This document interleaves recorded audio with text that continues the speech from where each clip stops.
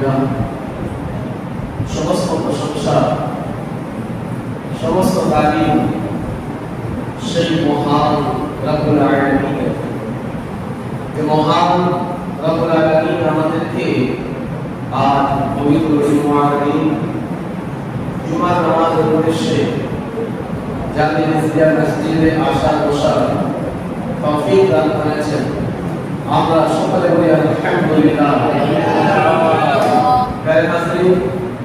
আমাদের মসজিদের ধারাবাহিক তাফসীরুল কুরআনের আলোচনা চলছে। গত জুমাতে আমরা কোরআনুল কারীমের 98 নম্বর সূরা আল-বাইয়িনা এর কয়েকটি আয়াতের তাফসীর আমরা শ্রবণ করেছি, সূরা হয়েছে। আজ ইনশাআল্লাহ তাবারাক ওয়া তাআলা বাকি সূরাগুলো আয়াতগুলো তরজমা এবং তাফসীর আমরা শ্রবণ করব।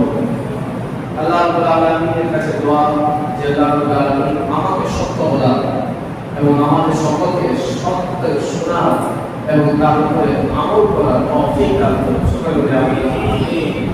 মজলিস আমিনরাম, গত জুমা পর্যন্ত আমরা আলোচনা শুনছিলাম সূরা বাইয়িনা। لم يكن الذين كفروا من أهل الكتاب والمشركين منفكين حتى تأتيهم البينة ورسول من الله يتلو صحفا مطهرة فيها كتب قيمة وما تفرق الذين أوتوا الكتاب إلا من بعد ما جاءهم البينة। নিঃসন্দেহে আপনারা তোমাদের শুনেছেন, তাফসীর শুনেছেন। সংক্ষিপ্ত এর সারমর্ম কিছু বলে দিলে ধারাবাহিকতা থেকে যাবে। যে এই কোরআন কারীমের এই সূরা আল্লাহ ইরশাদ করেন যে আহলে কিতাবের পক্ষ থেকে যারা অস্বীকার করলো, যারা কুফরি করলো এবং মুশরিকরা, তারা নিজের রাস্তাকে ছাড়েনি যতক্ষণ না তাদের কাছে প্রকাশ্য দলিল চলে আসে। আর প্রকাশ্য দলিল কি ছিল? আল্লাহর পক্ষ থেকে একজন রাসূল যিনি তাদেরকে পবিত্র সহিফাগুলো পাঠ করে শোনাতেন। আর এটাই হচ্ছে ওই কিতাবগুলোই হচ্ছে সঠিক বিধান। এবং তাদের কাছে যখন অকাট্য দলিল চলে আসলো, প্রকাশ্য দলিলগুলো চলে আসলো, অর্থাৎ আল্লাহ রাসূল এবং আল্লাহর বিধানগুলো চলে আসলো, তারা কি হয়ে গেল? দলে দলে বিভক্ত হয়ে গেল দলিল আসার পরে। অথচ আল্লাহ রাব্বুল আলামিন ইরশাদ করেন, এরপরে আজকে থেকে শুরু হবে ওয়া মা ইল্লা লিয়াবুদুল্লাহ মুখলিসিনা লাহু। আমি তাদেরকে শুধু এতটুকুই আদেশ করেছি যে তারা যেন ইখলাসের সহিত একনিষ্ঠতার সঙ্গে আল্লাহ রাব্বুল আলামিনের ইবাদত করে। ইল্লা লিয়াবুদুল্লাহ মুখলিসিনা লাহু দ্বীন। আল্লাহ রাব্বুল আলামিনের ইবাদত করবে। Hunafa yuqimus salata wa yutuz zakata wa dhalika dinul qayyim। Hunafa এটা বহুবচন, এর এক অর্থ হচ্ছে হানিফ। হানিফের অর্থ হচ্ছে ঝুঁকে যাওয়া, নত হওয়া বা মেনে নেওয়া। আর আমাদের কাম্য এর তাফসীর এভাবে করে তরজমা করেছেন, শিরক থেকে বেঁচে থাকা, শিরক মুক্ত হয়ে একমাত্র আল্লাহ রাব্বুল আলামিনের দিকে নত হয়ে যাওয়া, হানিফ এটাকে বলা হয়। তো হুনাফা একনিষ্ঠভাবে শিরক মুক্ত হয়ে ওয়া ইকিমুস সালাত, তাদেরকে নামাজ পড়ার আল্লাহ রাব্বুল আলামিন আদেশ করেছেন। আর দ্বিতীয় কথা বলেন ওয়া ইউতুজ যাকাতা, এবং তাদেরকে আদেশ করা হয়েছে কিসের? যাকাত দেওয়া। এই পর্যন্ত ওয়া মা উমিরু ইল্লা লিয়াবুদুল্লাহ, আল্লাহর ইবাদত করে ইখলাসের সহিত, লাহু দ্বীন, এবং তার আনুগত্য করবে। এবং কি করবে? নামাজ আদায় করবে, যাকাত দিবে। যারা হাজির আল্লাহর ইবাদত এবং আনুগত্য হবে কার? রাসূলুল্লাহ সাল্লাল্লাহু আলাইহি ওয়াসাল্লাম। যদি আল্লাহর ইবাদতের মধ্যে নবী পাক সাল্লাল্লাহু আলাইহি ওয়াসাল্লামের আনুগত্য যদি না থাকে, তার ইত্তেবা যদি না থাকে, অনুসরণ যদি না থাকে, অনুকরণ যদি না থাকে, তবে আল্লাহর ইবাদত হবে না। কেননা নামাজ কিভাবে পড়তে হবে এটা আল্লাহ রাব্বুল আলামিন কোন বান্দাকে দেখিয়ে দেবেন। রাসূলুল্লাহ সাল্লাল্লাহু আলাইহি ওয়াসাল্লাম প্র্যাকটিক্যাল ভাবে নামাজ আদায় করে আল্লাহর বান্দাদেরকে দেখিয়ে দিয়েছেন যে এইভাবে নামাজ পড়তে হবে। তাই যখনই নামাজ পড়বেন, যখনই বান্দা নামাজ পড়বে, নবী পাক সাল্লাল্লাহু আলাইহি ওয়াসাল্লামকে স্মরণ করে নামাজ পড়তে হবে যে রাসূলুল্লাহ সাল্লাল্লাহু আলাইহি ওয়াসাল্লাম এইভাবে নামাজ আদায় করেছেন, তখনই ওই নামাজ হবে। নতুবা সারাদিন কেউ যদি দাঁড়িয়ে থাকে, এটা নামাজের কেমন হবে না। কেউ যদি ঝুঁকে থাকে, রোকওয়ায় থাকে, রুকু হবে না। কেউ যদি নিজের মাথাকে, কপালকে এবং নাককে মাটিতে লাগিয়ে রাখে, সাজদা হবে না। কতক্ষণ না? যতক্ষণ না রাসূলুল্লাহ সাল্লাল্লাহু আলাইহি ওয়াসাল্লাম যেভাবে বলে দিয়েছেন, যেভাবে শিখিয়ে দিয়েছেন, সেইভাবে না করে। হাদিসে পাকে বুখারী মুসলিমের হাদিস, রাসূলুল্লাহ সাল্লাল্লাহু আলাইহি ওয়াসাল্লাম ইরশাদ করেন, সাহাবা জিজ্ঞাসা করেন, ইয়া রাসূলুল্লাহ, আমরা আল্লাহর ইবাদত কিভাবে করব? আমরা নামাজ আদায় কিভাবে করব? নবী পাক সাল্লাল্লাহু আলাইহি ওয়াসাল্লাম বলেন যে এইভাবে নামাজ পড়বে, এইভাবে রুকু করবে, এইভাবে সিজদা, এটা দেখিয়ে দিলেন। কিন্তু নবী পাক সাল্লাল্লাহু আলাইহি ওয়াসাল্লাম কি বললেন? সাল্লু কামা রাআইতুমুনি উসাল্লি, তোমরা নামাজ আদায় করো যেভাবে আমাকে পড়তে দেখো। সুবহানাল্লাহ। যেভাবে রাসূলুল্লাহ সাল্লাল্লাহু আলাইহি ওয়াসাল্লামকে নামাজ পড়তে দেখা হয়েছে, সেইভাবেই তোমরা নামাজ আদায় করো। আর এই জায়গায় নবী পাক সাল্লাল্লাহু আলাইহি ওয়াসাল্লাম শুরু দিকে নামাজ যখন আদায় করতে, তখন কি করলেন? নবী পাক সাল্লাল্লাহু আলাইহি ওয়াসাল্লাম বুকের উপরে হাত বাঁধলেন। তো যারা দেখেছিলেন নবী পাক সাল্লাল্লাহু আলাইহি ওয়াসাল্লামকে বুকের উপরে হাত বাঁধতে, তারা এই মাসলাটা নিয়ে নিলেন। কেউ দেখলেন যে নবী পাক সাল্লাল্লাহু আলাইহি ওয়াসাল্লাম নামাজ আদায় করেছেন হাতগুলো ছেড়ে দিয়ে, এইভাবে আমরা হাত বাঁধি না। এইভাবে আপনি দেখবেন হাম্বলি মাসলাকের মধ্যে যখন আরবে যাবেন, সেদিকে বেশিরভাগ হাম্বলি এবং অন্যান্য মাযহাবের লোকেরা দেখা যায় তারা নামাজ এভাবে দাঁড়িয়ে নামাজ আদায় করে, হাত ছেড়ে দিয়ে। তো তাদের ভুল না, নবী সাল্লাল্লাহু আলাইহি ওয়াসাল্লাম এইভাবে নামাজ আদায় করেছেন। আর তিনি বলেন, আমাকে যেভাবে দেখেছে সেভাবে নামাজ আদায় করো। তারা এইভাবে দেখেছিলেন। ওই সাহাবায়ে কেরাম হাদিসটি বর্ণনা করলেন, ইমাম হাম্বলি তিনি এইভাবে তার মাসলাকের মধ্যে লিপ্ত করে দেন। আর ইমাম আবু হানিফা রাহমাতুল্লাহি তাআলা তিনি যা থেকে হাদিসগুলো গ্রহণ করলেন, সর্বশেষ রাসূলুল্লাহ সাল্লাল্লাহু আলাইহি ওয়াসাল্লাম যে হাদিসটি ছিল, নবী পাক সাল্লাল্লাহু আলাইহি ওয়াসাল্লামের যে আমলটি ছিল, এইটাকে হাত ছেড়ে না, সর্বশেষ আমল হচ্ছিল নাভির নিচে হাত বাঁধা দিয়ে নবী পাক সাল্লাল্লাহু আলাইহি ওয়াসাল্লামের সর্বশেষ আমল ছিল। ইমাম আবু হানিফা বলেন, শেষেরটা হবে সবচেয়ে উত্তম। ঠিক কিনা? ওগুলো ঠিক আছে, এটাকে হাত বাঁধা, এটাও হাদিসে আছে। হাত ছেড়ে দেওয়া, এটাও হাদিসে এসেছে। কিন্তু উত্তম ইবাদত কোনটি? যেটা নবী পাক সাল্লাল্লাহু আলাইহি ওয়াসাল্লাম সবার শেষে আদায় করেছিলেন। কেন? ওই সময় দিন মুকাম্মাল হয়েছে। আল-ইয়াওমা আকমালতু লাকুম দীনাকুম ওয়া আতমামতু আলাইকুম নি'মাতি ওয়া রাদিতু লাকুমুল ইসলামা দীনা। দিন ওই সময় পরিপূর্ণ হয়েছে। তো পরিপূর্ণতা যখন হবে, শেষেরটা দেখা যায়, এটাই হবে সবচেয়ে উত্তম। ইমাম আবু হানিফা তাই এই জিনিসটি নিয়েছেন যে নামাজের মধ্যে হাত বাঁধতে হবে কোথায়? নাভির নিচে। সুবহানাল্লাহ। প্যারে হাজিরিন, যাই হোক, নবী পাক সাল্লাল্লাহু আলাইহি ওয়াসাল্লাম বলেন, যেভাবে আমাকে নামাজ আদায় করতে দেবো সেভাবে নামাজ আল্লাহর ইবাদত করব, কিন্তু আনুগত্যটা হবে রাসূলুল্লাহ সাল্লাল্লাহু আলাইহি ওয়াসাল্লাম। যদি নবী পাক সাল্লাল্লাহু আলাইহি ওয়াসাল্লামের আনুগত্য না হয়, তবে ওই নামাজ হবে না। হবে? তোমরা বলুন না, হবে না। নবী পাক সাল্লাল্লাহু আলাইহি ওয়াসাল্লামকে স্মরণে রাখতে হবে। আবার আমাদের মতো এইভাবে অনেকে কালাম হাদিস থেকে আলোচনা করেন, এইভাবে আল্লাহ করে থাকেন, পাগড়ি পরেন, মসজিদের ইমাম হয়েছেন। আমাদের মতো কিছু লোক, আমি কারো নিকট বা কাউকে খারাপ বলি না, বাস শুধুমাত্র আমি চাই যে সঠিক কথা আমাদের লোকজন জানতে পারে। এই উদ্দেশ্য নিয়ে আমি এই কথাটি আপনাদের সামনে উপস্থাপনা করছি।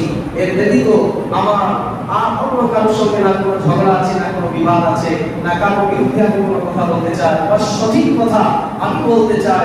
আমাদের মধ্যে কিছু লোকেরা নিজ কিতাবের মধ্যে এই বাক্যটি লিখে ফেলেছেন যে নামাজের মধ্যে যদি কোনো প্রাণী, কোনো পশু খেয়াল আসলে নামাজ হয়ে যাবে, আর নবীর খেয়াল যদি নামাজে আসে নামাজ হবে না। এখন চিন্তা করুন, আপনি যখন নামাজ পড়বেন রাসূলুল্লাহর আনুগত্য জরুরি আছে। আপনি যখন নামাজ আদায় করবেন, আত্তাহিয়াত যখন তাশাহুদ করবেন, আসসালামু আলাইকা আইয়ুহান নাবিয়্যু, এই নবীর শব্দ যখন বলবেন, তো মাথায় কার খেয়াল আসবে? কোন প্রাণীর খেয়াল আসবে না কোনো মানুষের খেয়াল আসবে? কার খেয়াল আসবে? নবীকে, রাসূলুল্লাহ সাল্লাল্লাহু আলাইহি ওয়াসাল্লাম তার উপরে সালাত প্রেরণ করছি। আমি জানি না তার কোন মস্তিষ্ক নিয়ে, কোন খেয়াল নিয়ে, কোন ধারণা নিয়ে, কোন চিন্তা নিয়ে লোকজনকে বিভ্রান্ত করার চেষ্টা আছে, না বিভ্রান্তির কোন চক্রান্ত ছিল তাদের পিছনে। তারা নিজ কিতাবের মধ্যে এই সম্পর্ক, এই ধরনের কথাগুলো তারা লিখে দিয়েছে। কিন্তু সঠিক কথা এটাই হচ্ছে কি নামাজের মধ্যে নবীর খেয়াল আসলে নামাজ হবে না, এই কথাটা ভুল। বরঞ্চ এমন হবে যেই নামাজে নবীর খেয়াল আসবে না সেই নামাজই হবে না। যেই নামাজে রাসূলুল্লাহ খেয়াল আসবে না, যেই নামাজের মধ্যে শুধু নবী না, নবীর আওলাদদের খেয়াল আসবে না, সেই নামাজ হবে না। আপনি বলবেন নবী শুধু না, নবীর আওলাদের কথা বলবো। হ্যাঁ, আপনি নামাজের মধ্যে আল্লাহুম্মা সাল্লি আলা মুহাম্মদ ওয়া আলা আলি মুহাম্মদ এটাও বলতে হবে। নতুবা কিভাবে নামাজ আদায় হবে? ইয়ারে হাজরিন, শুধু নবী না, নবীর আওলাদদের খেয়াল, এমনকি সালিহিন বান্দাদের খেয়াল নামাজ আসতে হবে। ওয়া আলা ইবাদিল্লাহিস সালিহিন। তাই ইয়ারে হাজরিন, এই সমস্ত লোকদের থেকে আমরা দূরে থাকার চেষ্টা করব। সঠিক কথা যেটা রয়েছে সেটাই হবে আমাদেরকে আল্লাহ রাব্বুল আলামিন কিয়ামত পর্যন্ত কায়েম এবং দায়েম রাখুন। সবাই বলি আমিন। তো নামাজ, আল্লাহ রাব্বুল আলামিন আমাদেরকে শুধু নামাজের আদেশ দিয়েছি এবং যাকাতের আদেশ করেছি। যাকাত আমরা এর আগে রমজান মুবারক মাসে যাকাতের উপরে কিছু আলোচনা শুনেছিলাম। ওয়াযালিকা দীনুল কাইয়্যিমা। আর এটাই হচ্ছে দ্বীন, মজবুত দ্বীন, এটাই হচ্ছে আসল দ্বীন, এটাই হচ্ছে আসল দ্বীন। এরপরে আল্লাহ রাব্বুল আলামিন ইরশাদ করেন, ইন্নাল্লাযীনা কাফারু মিন আহলিল কিতাব ওয়াল মুশরিকিনা ফি নারি জাহান্নাম খালিদিনা ফিহা উলাইকা হুম শাররুল বারিয়া। আগে কি বলা হলো? যে ওই মুশরিকরা আহলে কিতাবের মধ্য থেকে তারা বাইয়িনা অর্থাৎ গভীর আশা করে তারা কি করলো? ঈমান আনলো। তারপর আল্লাহ রাব্বুল আলামিন বললেন যে আমি তাদেরকে নামাজ পড়া, যাকাত দেওয়া, আমার ইবাদত করা, রাসূলুল্লাহ সাল্লাল্লাহু আলাইহি ওয়াসাল্লাম আনুগত্য করার কথা বলেছিলাম। কিন্তু এরপরেও তারা কি করলো? অস্বীকার করে ফেলল। আল্লাহ রাব্বুল আলামিন বলেন, ইন্নাল্লাযীনা কাফারু মিন আহলিল কিতাব, আহলে কিতাব কোনের মধ্য থেকে যারা অস্বীকার করলো, আহলে কিতাব কোনের মধ্য থেকে যারা অস্বীকার করলো, কুফরি করলো, ওয়াল মুশরিকিনা, এবং মুশরিকিন যারা আছে, যারা শিরক করে থাকে, ফি নারি জাহান্নাম খালিদিনা ফিহা, তারা সর্বদা জাহান্নামের আগুনে জ্বলবে। কোথায় জ্বলবে? জাহান্নামের আগুনে জ্বলবে। আহলে কিতাব, গত জুমাতে আমি এর ব্যাখ্যা করেছিলাম, আহলে কিতাব তারা যারা কোন নবীকে মানে এবং কোন একটি কিতাবের উপরে তাদের ঈমান আছে, তাদেরকে বলা হয় আহলে কিতাব, যাদের উদ্দেশ্য ইহুদি এবং নাসারা। ঠিক আছে? আহলে কিতাব যারা, তারা আল্লাহকে মানে না এমনটি না, আল্লাহকে অস্বীকার করে না। ইন্নাল্লাযীনা কাফারু মিন আহলিল কিতাব, আহলে কিতাব কোনের মধ্য থেকে যারা অস্বীকার করলো। কিসের অস্বীকার? আল্লাহ না, তারা আল্লাহকে মানে। কিসের অস্বীকার করলো তারা? রাসূলুল্লাহ সাল্লাল্লাহু আলাইহি ওয়াসাল্লামকে অস্বীকার করলো। আমাদের নবীকে মানলো না তারা। তো যারা শুধু আল্লাহকে মানে, রাসূলুল্লাহকে মানলো না, তাদের ঠিকানা কয়? আল্লাহ বলেন, ফি নারি জাহান্নাম খালিদিনা ফিহা, তারা কই থাকবে? সর্বদা জাহান্নামের আগুনে জ্বলবে। শুধু আল্লাহকে নয়, আল্লাহর সঙ্গে সঙ্গে আল্লাহর রাসূলকে মানতে হবে, তার উপরে ঈমান আনতে হবে। ঠিক কিনা? আরে হাজরিন, ইন্নাল্লাযীনা কাফারু মিন আহলিল কিতাব ওয়াল মুশরিকিনা ফি নারি জাহান্নাম খালিদিনা ফিহা। আল্লাহ বলে দিলেন আহলে কিতাবদের মধ্য থেকে যারা কুফরি করলো, অস্বীকার করলো এবং মুশরিকরা তারা জাহান্নামের আগুনে জ্বলবে এবং তারা কি আছে আল্লাহর মাখলুকগণের মধ্য থেকে সবচেয়ে নিকৃষ্ট বান্দা। উলাইকা হুম শাররুল বারিয়া, সবচেয়ে নিকৃষ্ট আল্লাহ রাব্বুল আলামিনের 18,000 মাখলুকাত, যার মধ্যে আশরাফুল মাখলুকাত হচ্ছে ইনসান। কিন্তু এই মানব জাতি যাদেরকে আল্লাহ রাব্বুল আলামিন সম্মান দিয়েছেন, যাদেরকে আল্লাহ রাব্বুল আলামিন ইজ্জত দিয়েছেন, যাদেরকে জ্ঞান বুদ্ধি দান করেছেন, যাদের আওতায় আল্লাহ রাব্বুল আলামিন সমস্ত মাখলুকগুলোকে রেখে দিয়েছেন, রাখেননি? আপনি দেখবেন কোন গরুকে দেখেছেন কোন মানুষের গোলাম বানাইতে? এত বড় হাতি, কিন্তু এত বড় হাতি, এত শক্তিশালী হাতি, তারপরেও সেই হাতি কোনো মানুষকে গোলাম বানায় না, মানুষই তাকে গোলাম বানায়। আল্লাহ রাব্বুল আলামিন মানুষকে এমন এজাজ এবং মর্যাদা দান করে দিলেন যে আল্লাহর সমস্ত মাখলুকগণ তার আওতায়, এমনকি জিনরা যাদের শক্তি অপরিণীয়, অনেক কামেল মানুষ আছেন যারা জিনকে নিজের আওতায় করে ফেলে, বশ করে ফেলে না। বেয়ানে হাজির, তো সমস্ত মানুষের আওতায় করে দিলেন, কিন্তু তার কেমন পরিণাম হবে যারা ওই চতুষ্পদ প্রাণীর চেয়ে নিকৃষ্ট আল্লাহ রাব্বুল আলামিন বলে দিলেন, যারা কুফরি করলো, যারা শিরক করে ফেলেছে, তাদের ঠিকানা আল্লাহ আগেই তো বলে দিলেন, তারা জাহান্নামের আগুনে জ্বলবে। আর এর সঙ্গে সঙ্গে আল্লাহ বলেন তারা আমার মাখলুকগণের মধ্য থেকে সবচেয়ে নিকৃষ্ট বান্দা। প্রিয় হাজিরিন, তাই আল্লাহ রাব্বুল আলামিন শুধু এই আয়াতের মধ্যে শুধু কাফেরদের কথা নয়, এরপরে যখন আমি বলবো তার ব্যাখ্যা করছি, কাফেরদের কথা যখন বলে দিলেন, বলার পরে তার মধ্যে যদি কিছু কিছু লোক এমন আছে যারা ফাতহে মক্কা করে ঈমান আনলেন, আবার কিছু কিছু আগে শিরক করেছিলেন, কিছু কিছু লোকজন এমন ছিলেন যারা গুনাহের মধ্যে লিপ্ত ছিলেন, আগে কিতাবের মধ্যে থেকে ছিলেন, তারা রাসূলুল্লাহ সাল্লাল্লাহু আলাইহি ওয়াসাল্লামের উপরে ঈমান আনলেন, আল্লাহকে বিশ্বাস করলেন। শুধু এটুকু নয়, আল্লাহ রাব্বুল আলামিন আগে আরো ইরশাদ করেন, ইন্নাল লাযীনা আমানু ওয়া আমিলুস সালিহাত উলাইকা হুম খায়রুল বারিয়া। অর্থাৎ নিঃসন্দেহ যারা ঈমান আনলো এবং নেক আমল করলো, কি কি ঈমান আনলো এবং नेक अमल के बाद उस नहीं करते, फिर अगर बोल रहे हैं कहीं मस्जिद है फिर अमल कर नहीं पड़ा तो मौलाना साहब हमको जुमा वाले नमाज दिए, फिर 5 वक्त बांधना चाहते हैं आपने एक विषय में की ना। यार हाजिरीन, अल्लाह रब्बुल आलमीन बोल रहे हैं इन्नल लज़ीना आमनू व अमिलुस सालिहात उलाइका हुम खैरुल बारिया।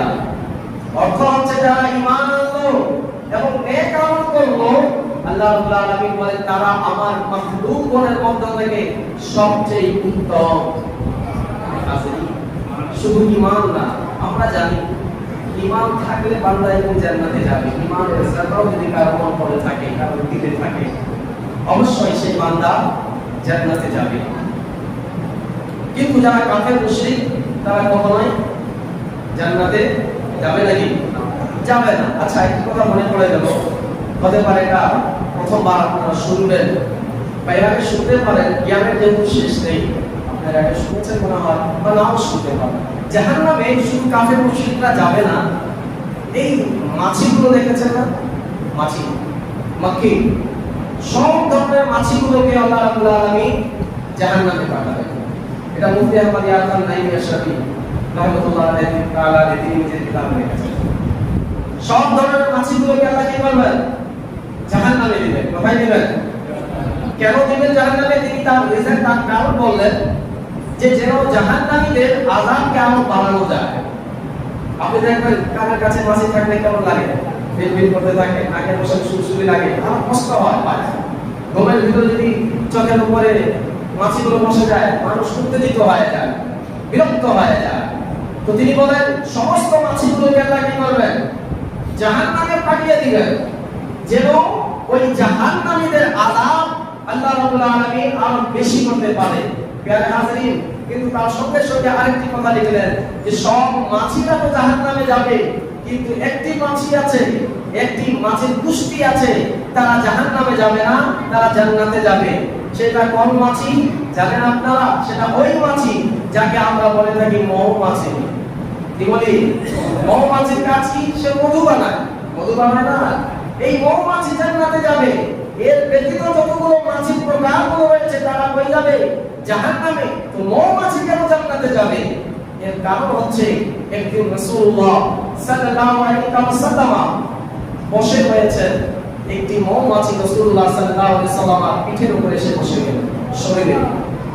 আর মনে রাখবেন, এই যে মাছিগুলো আছে অন্যান্য কোনো মাছি আমাদের নবীর শরীরের উপরে কোনোদিন বসে। কেন? ওই যে মাছিগুলো যে আমরা দেখি, এই মাছিগুলো হচ্ছে মুনাফিক মাছি তাদেরকে বলা। কেন? সে ভালো জায়গায়ও বসে এবং খারাপ জায়গায়ও বসে। তো যেই জিনিসটি খারাপ জায়গায় বসে, আল্লাহ রাব্বুল আলামিন তার হাবিবের শরীরকে এমন মাছি থেকেও পাক রেখেছে। আর মৌমাছি কোনোদিন খারাপ জায়গায় বসে না, সে বাসাও বানাবে ভালো জায়গায়, পাক এবং পবিত্র জায়গায়। যাই হোক, রাসূলুল্লাহ সাল্লাল্লাহু আলাইহি ওয়াসাল্লামের সঙ্গে ওই মৌমাছি কথোপকথন করতে লাগলো। নবী সাল্লাল্লাহু আলাইহি ওয়াসাল্লামকে আল্লাহ জ্ঞান দান করেছেন, আমাদের করার কিছু নেই।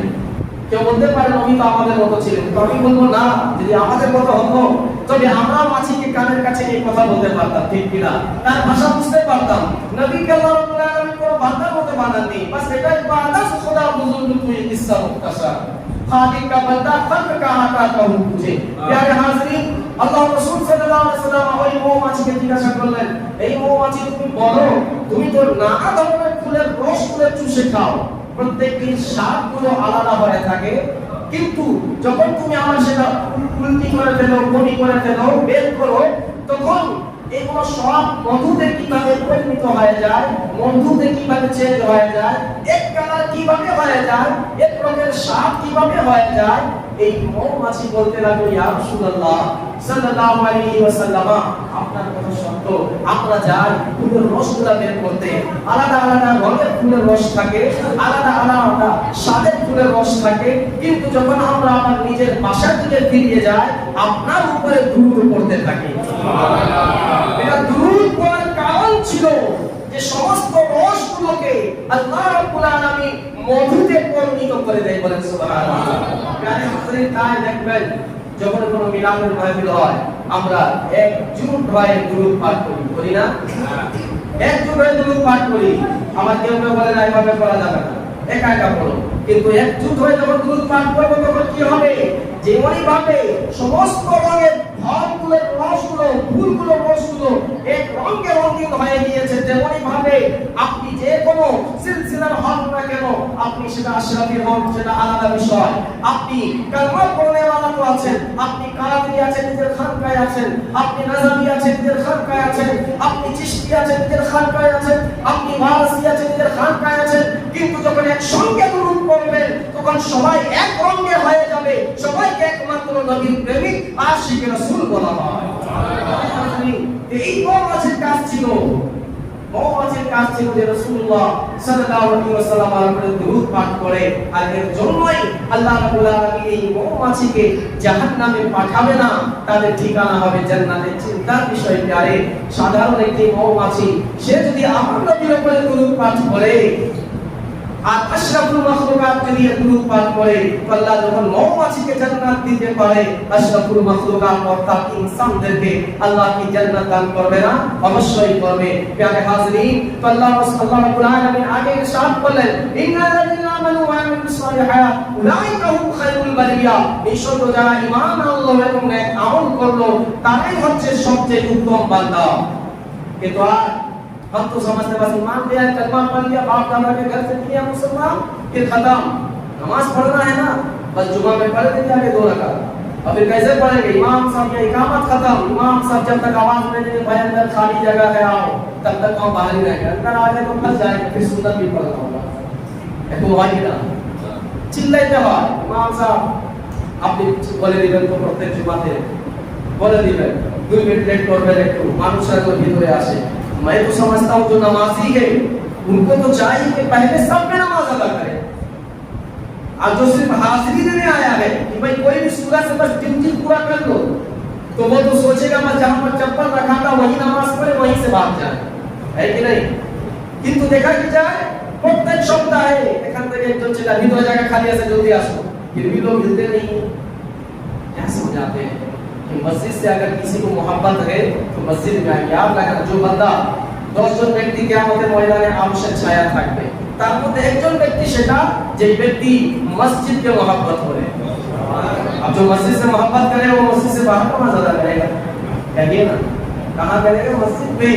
और मस्जिद में सबसे अफजल जगह कौन सी है? पहला सब প্রথম কাতার হচ্ছে সবচেয়ে উত্তম। যদি জায়গা না হয় তারপরে আপনি দ্বিতীয়, তারপর তৃতীয়, এইভাবে করে শেষ পর্যন্ত। फिर बाद प्रत्येक जुमाने देखा है इमाम साहब जाने को हमें आगे देखते हैं कि अभी खाली है कि वरना फिर तो भाई जान है किसी की कोई भी गलती हो तो कोई मसला नहीं। वहाँ की गलती हो जाए 2 मिनट लेट, 1 मिनट जल्दी, फिर खाली आप 2 मिनट लेट क्यों नहीं किए, इसी इमाम साहब को पहले देखना पड़ता है, सबकी बात सुनना पड़ता है। खैर प्यारे हाल আমাদেরকে থাকতে হবে। শুধু ইমাম না, ইমাম শুধু এনে বসে থাকতে হবে না। জান্নাতে তো সস্তা না। চিন্তা করে নেব যে জান্নাত পাওয়া যাবে, কালমা পড়ে নিয়েছে জান্নাত, তবে ইন্নাল্লাযীনা আমানু বলে আল্লাহ রাব্বুল আলামিন শেষ করতে উলাইকা হুম খায়রুল বারিয়া। কিন্তু আল্লাহ কি বলে? ইন্নাল্লাযীনা আমানু ওয়া আমিলুস সালিহাত। জান্নাতে তো সস্তা না প্যারে হাজরিন, এর সঙ্গে সঙ্গে আমাদেরকে নেক আমল করতে হবে। উলাইকা হুম শাররুল বারিয়া। তখনই আমরা হব উত্তম বান্দা যখন নেক আমল আমাদের সঙ্গে থাকবে। প্যারে হাজরিন, এরপরে আল্লাহ রাব্বুল আলামিন এই মুমিন বান্দাদের জন্য কি উপহার রেখেছেন? যারা ঈমান আনলো, নেক আমল করলো, তাদের একটি উপাধি আল্লাহ দিয়ে দিলেন কি? তারা সবচেয়ে উত্তম মাখলুক। এর চেয়ে বেশি উত্তম মাখলুক কে হতে পারে যাকে আল্লাহ সার্টিফাই করে দিলেন? আল্লাহর পক্ষ থেকে যাদেরকে সার্টিফিকেট দেওয়া হয়েছে যে এরা উত্তম মাখলুক, উত্তম বান্দা। তারপরে আল্লাহ রাব্বুল আলামিন ইরশাদ করেন জাযাউহুম ইনদা রাব্বিহিম। তাদের প্রতিদান তাদের রবের নিকটে রয়েছে। कादर जरा ईमान आता है वो नेक काम। वो नहीं जो ईमान लाकर घर पे बैठा रहा, जुमा का इंतजार करता रहा कि जुमा आए तो फिर नमाज पढ़ो। नहीं কারা যারা ঈমান এনেছে এবং নেক আমল করেছে তাদের প্রতিদান আল্লাহ বলেন জাযাউহুম ইনদা রাব্বিহিম। তাদের রবের নিকটে তাদের প্রতিদান আছে, তাদের বদলা আছে। আর সেই প্রতিদান, সেই পুরস্কার কি? জান্নাত। জান্নাত আছে, বাগান। কেমন জান্নাত? জান্নাতু আদন, স্থায়ী জান্নাত, সেটা কোনোদিন শেষ হবে না। একটি হচ্ছে জান্নাত, একটা হচ্ছে জান্নাতু আদন, অর্থাৎ স্থায়ী জান্নাত যেটা কোনোদিন শেষ হবে না। জান্নাতু আদন, তাই সেই বান্দাদেরকে আল্লাহ রাব্বুল আলামিন দান করবেন। আর জান্নাত কেমন হবে? জান্নাতের খাসিয়াত, জান্নাতের বৈশিষ্ট্য কিছু আল্লাহ রাব্বুল আলামিন এই আয়াতের মধ্যে তেলাওয়াত করে আল্লাহ রাব্বুল আলামিন আমাদেরকে দেখিয়ে দিলেন। আল্লাহ বলেন জান্নাতু আদন তাজরি মিন তাহতিহাল আনহার, যার নিচে আল্লাহ রাব্বুল আলামিন নহরগুলোকে প্রবাহিত রেখেছেন। সুবহানাল্লাহ। জান্নাত কেমন? তার নিচে, জান্নাতের নিচে নহরগুলো প্রবাহিত হবে। প্যারে হাজরিন, তো জান্নাত থাকবে উপরে, নিচে থাকবে নহর। আর সেই কয়টি নহর? 4টি নহর হবে। একটি হবে পানির নহর, একটি হবে দুধের নহর, একটি হবে মধুর নহর, আর একটি হবে শারাবান তাহুরা, পবিত্র শারাব। এটা না দুনিয়ার পিকে লোক বিহোশকে নারী में गिर जाते तो বলে শারাবান তাহুরা, যেটা পাক এবং পবিত্র শারাব হবে। সেই শারাবের নহর জান্নাতের মধ্যে আল্লাহ রাব্বুল আলামিন প্রত্যেক মুমিন বান্দাদেরকে দিবেন। আর প্যারে হাজরিন, জান্নাতের মধ্যে 100টি মাকাম, 100টি মর্যাদা আছে। আর প্রত্যেকটি মাকাম মর্যাদা কত দূর? যে যারা নিচে থাকবে তার উপরওয়ালাকে ব্যক্তিকে যখন দেখবে মনে হবে সে আসমানে আছে, আমি জমিনে আছি। এমন পার্থক্য থাকবে। আর সবচেয়ে ঊর্ধ্বে, সবচেয়ে উপরে রাসূলুল্লাহ সাল্লাল্লাহু আলাইহি ওয়াসাল্লামের মাকাম থাকবে। আর আল্লাহর রাসূল বলেন, যে ব্যক্তি আমার উপরে বেশি বেশি দুরূদ পাঠ করবে জান্নাতের সবচেয়ে নিকটে আমার কাছে থাকবে। আর জুমার দিন আল্লাহ রাব্বুল আলামিন এমনিতে 10 গুণ নেকি বাড়িয়ে দেন। তাই আমাদের উচিত আমরাও যেন রাসূলুল্লাহ সাল্লাল্লাহু আলাইহি ওয়াসাল্লামের উপরে বেশি বেশি দুরূদ পাঠ করি। জান্নাত আদনিন তাজরি মিন তাহতিহাল আনহার এর উপরে আলোচনা করছিলাম একটু বিস্তারিত করে, কিন্তু না, আজকে এই সূরাটি শেষ করে আগামী জুমা আবার অন্য একটি সূরা তাফসীরকে দাঁড়াবো। তাই প্যারে হাজরিন, শেষ করে দিচ্ছি খুব জলদি। তারপরে আল্লাহ রাব্বুল আলামিন বলেন রাদিয়াল্লাহু আনহুম ওয়া রাদওয়ান। আল্লাহ তাদের থেকে রাজি, আল্লাহ তাদের থেকে সন্তুষ্ট হয়েছেন এবং তারা আল্লাহ রাব্বুল আলামিন থেকে রাজি হয়েছে। যেহেতু তারা আল্লাহর আদেশ পেয়েছে, আল্লাহ আদেশ পেয়েছে, তাই আল্লাহ রাব্বুল আলামিন তাদের থেকে রাজি হয়ে গেলেন। আর আল্লাহ রাজি হয়ে গেছে, বান্দা আল্লাহ থেকে রাজি হবে না কেন? আল্লাহ রাব্বুল আলামিন তাদের খুব সুন্দর জায়গা দান করে দিলেন। বান্দারা আল্লাহকে, আচ্ছা কি কথা, আল্লাহকে রাজি করা খুব সহজ না কঠিন? সহজ আছে ना? मैं तो कहता हूँ बंदे को राजी करना बड़ा मुश्किल है।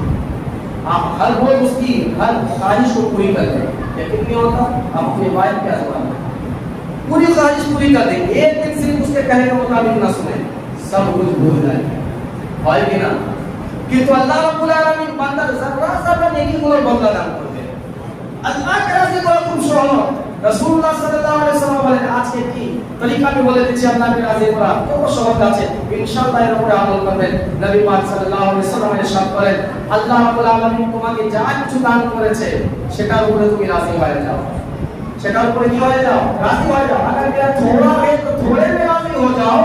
इसलिए अल्लाह के रसूल ने फरमाया कि जो बंदा अल्लाह के दिए हुए थोड़े से रिज़्क़ पे राजी हो जाएगा, कल क़यामत में अल्लाह उसकी थोड़ी से नेकी से राजी हो जाएगा।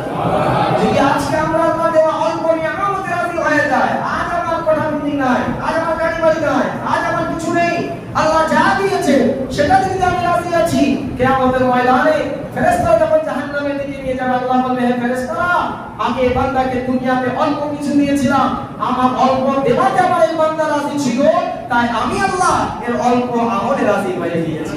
প্যারে আল্লাহ থেকে রাজি হয়ে যাও, আল্লাহ থেকে যা দিয়েছে তার উপরে যদি রাজি হয়ে যাবে, আল্লাহ তোমার থেকে রাজি হয়ে যাবে। প্যারে এই সমস্ত নিয়ামতগুলো, যে জান্নাতগুলো রয়েছে, জান্নাতের নিচে যে নহরগুলো রয়েছে, এই আলিশান মাকাম, এই আলিশান মহলগুলো যে দান করা হবে, সবাইকে দেওয়া হবে না, কাদেরকে দেওয়া হবে? আল্লাহ ইরশাদ করেন, যালিকা লিমান খাশিয়া রাব্বা, এই সমস্ত বিষয়গুলো কাদের জন্য রয়েছে? যারা আল্লাহ রাব্বুল আলামিনকে ভয় করে, যারা আল্লাহকে ভয় করে, अल्लाह से जो डरते हैं। अब आप कहोगे हम क्यों डरते हैं, हमके लिए डरना कैसा है? भाई का हक मार रहे फिर कहते डरते हैं, नमाज के वक्त में नमाज नहीं पढ़े फिर कहते हैं डरते हैं, व्यवसाय में 10 कमाल 20 बता रहे हैं फिर कहते हैं डरते हैं, हम जहाँ कहाँ बैठकर जुआ खेलने फिर कहते डरते हैं, मस्जिद में आते हैं नमाज पढ़ने के लिए चप्पल चुरा कर चले जाते फिर कहते डरते हैं, मस्जिद की गलियों में हम तरह तरह की नशीली दवाएं बेच रहे थे, मस्जिद है, मदरसा है, स्कूल कॉलेज है, वहां पर नशीली दवाएं बेच रहे, फिर कहते हैं अल्लाह से करते हैं, एक दूसरे के हक को हम नहीं अदा कर पाते, फिर कहते हैं अल्लाह से करते। ना प्यारे, अल्लाह रब्बुल आलमीन থেকে ভয় করো না বেটা, আল্লাহ রাব্বুল আলামিন থেকে ভয় করো না বেটা, আল্লাহ যা আদেশ আছে তার উপর সঠিকভাবে আমল করতে হবে। আর যারা যারা আল্লাহকে ভয় করবে, আল্লাহ ইরশাদ করে দিলেন, ওয়ালিমান খাফা মাকাম রাব্বি জান্নাতান, যারা আল্লাহকে ভয় করবে আল্লাহ রাব্বুল আলামিন তাকে দুটি জান্নাত দান করবে। কয়টি জান্নাত? एक ही जन्नत इतना बड़ा होगा, इतनी बड़ी होगी जन्नत जो सारी दुनिया उसमें समा जाएगी, पूरी दुनिया जन्नत के कोना। अब 2 जन्नत भी नहीं, अच्छा फिर 2 जन्नत नहीं, फिर अल्लाह रब्बुल आलमीन आगे फरमाता है, फबिया आला रब्बिकुम तुकदिबा फीहिमा मिन दुनिहिमा जन्नतान, 2 जन्नत तो पहले के जो रब से डरता है, फिर फरमाता उनके अलावा 2 और दिए जाएंगे, यानी जो रब से डरता है, যারা আল্লাহকে ভয় করে, আল্লাহ রাব্বুল আলামিন তাকে শুধু দুটি না, আগে আরো বলেন আরো দুটি, অর্থাৎ 4টি জান্নাত তাকে দান করা হবে। কয়টি জান্নাত? 4টি জান্নাত তাকে দান করা হবে। 4টি কেন? উলামায়ে কেরামের মধ্যে কিছু হিকমত বয়ান করলেন। বললেন, জাহান্নামের আগুন খুব কঠিন, সমুদ্রের পানি শুকায় যাবে, জাহান্নামের আগুন নিভানো সম্ভব? বলুন না, না। পুরা সাত সমুদ্রের পানি দিয়ে কেউ যদি জাহান্নামের আগুনকে নিভাতে চায়, নিভাতে পারবে না। কিন্তু রাসূলুল্লাহ সাল্লাল্লাহু আলাইহি ওয়াসাল্লাম মিশকাত শরীফের হাদিস, আল্লাহর রাসূল ইরশাদ করেন, কোন বান্দা যদি আল্লাহর ভয়ে তার নিজের চোখের পানি জমা করে ফেলে, কতটুকু? একটি মাছিকে 2 ভাগ করলে তো মাছের 2 অংশ, একটি মাথা, একটি যেদিকে পাখাগুলো থাকে বডিটা হচ্ছে বড় অংশ, বড় অংশটা তার মাথা বরাবর, মাছির মাথা বরাবর যদি তার চোখের কোণায় পানি জমে যায়, আল্লাহ রাব্বুল আলামিন ওই এক ফোঁটা পানি দ্বারা জাহান্নামের আগুনকে তার উপরে হারাম করে দিবেন। যেই পানি, 7 সমুদ্রের পানি যেই কাজ করতে পারে না, আল্লাহর ভয়ে এক ফোঁটা পানি সেই কাজ করে ফেলে। আল্লাহ রাব্বুল আলামিন যারা আল্লাহর ভয়ে কাঁদে তাকে 4টি জান্নাত কেন আমরা জানি। প্রিয় হাজিরিন, মানুষ যখন আল্লাহর ভয়ে কাঁদবে তখন আমাদের চোখে কিনারা হয়, চোখে যখন পানি আসবে দেখবেন পানিগুলো যখন এই জায়গায় জমা হয়ে যাবে, তখন মানুষ বরফগুলো উপর নামা করে না, কখন নামাজ পড়বে তখন কি হবে, উপরে পানি লাগবে নিচে পানি লাগবে। তো একটি চোখে কয় জায়গায় লাগলো পানি? দুই জায়গায়। দুটি চোখে কয় জায়গায় লাগলো? চার জায়গায়। আল্লাহ রাব্বুল আলামিন বলেন, হে বান্দা, তুমি আমার ভয়ে নিজের চোখের চারটি অংশকে ভিজিয়ে দিয়েছো, আমি আল্লাহ তোমাকে চারটি জান্নাত দান করে দেব। पक्के सबके लिए तो रोते हैं, पैसा हो जाता है उसके लिए भी रोते हैं, जमीन चली जाती उसके लिए भी रोते हैं, लोग छोड़ कर चले जाते उसके लिए भी रोते हैं। तो मैं गुजारिश करता हूँ कभी अपने रब के लिए भी रो जाता हूँ। কখনো নিজের আল্লাহর জন্য কেঁদে দেখো, আল্লাহর জন্য যেদিন কেঁদে থাকবে দেখবে সেদিনের মতো মন আর কোনোদিন হালকা লাগেনি। আল্লাহর জন্য যেদিন চক্ষু থেকে পানি বেরিয়ে আসবে সেদিন মনে হবে না আজ আমি কিছু করে ফেলেছি। আল্লাহ রাব্বুল আলামিন আমাদের সকলকে সঠিক বুঝদার করুন। সকলে বলে আমিন।